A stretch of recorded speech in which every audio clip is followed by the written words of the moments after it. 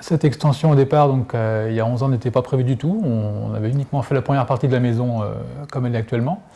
Et c'est vrai qu'on s'est rendu compte au fil du temps qu'on avait besoin d'une pièce supplémentaire.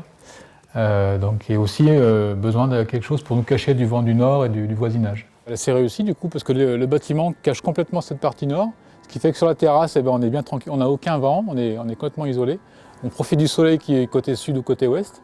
Et voilà, c'est tout à fait ce qu'on voulait, on est très content par rapport à ça. Alors, deux manières d'agrandir une maison. On a déjà la surélévation, qui est en pratique le système le plus simple.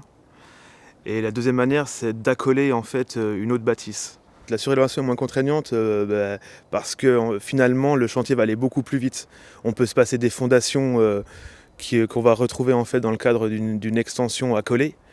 La surélévation permet finalement d'intervenir très très rapidement sur le chantier. On découvre la toiture, on remonte les murs, on la recouvre et c'est fini quoi.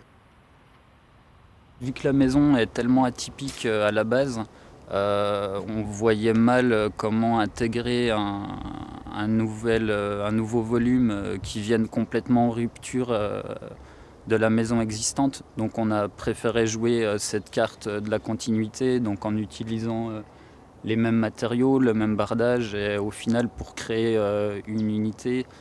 On voulait que les personnes se rendant sur le site ultérieurement se disent ouais, cette extension elle a toujours été là. C'est pas une pièce rajoutée. On y accède de l'extérieur par ici directement, où on a des accès à l'intérieur, autant en bas qu'en haut, donc côté cuisine et côté chambre, où on accède dans les pièces de l'intérieur également.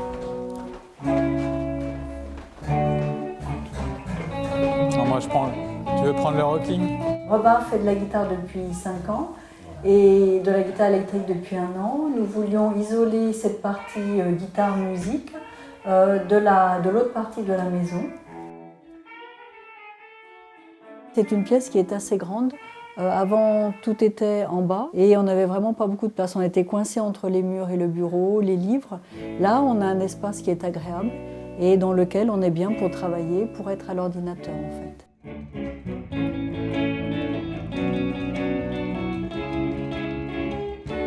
L'extension nous offre des vues différentes. Donc il y a la vue côté sapin.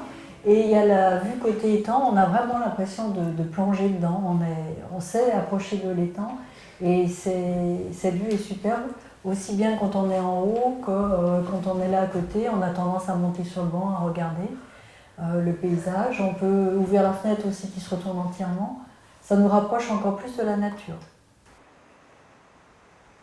Si sur l'extérieur on a joué la carte de la continuité, on avait quand même besoin à un moment donné de se dire on est dans l'extension.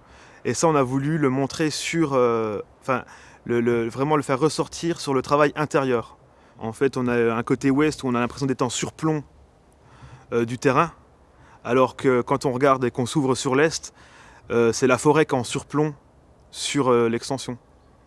Donc on a l'impression à un moment donné de flotter sur le paysage et de l'autre côté d'être dans les troncs. Donc ce soit plutôt le paysage qui flotte sur l'extension.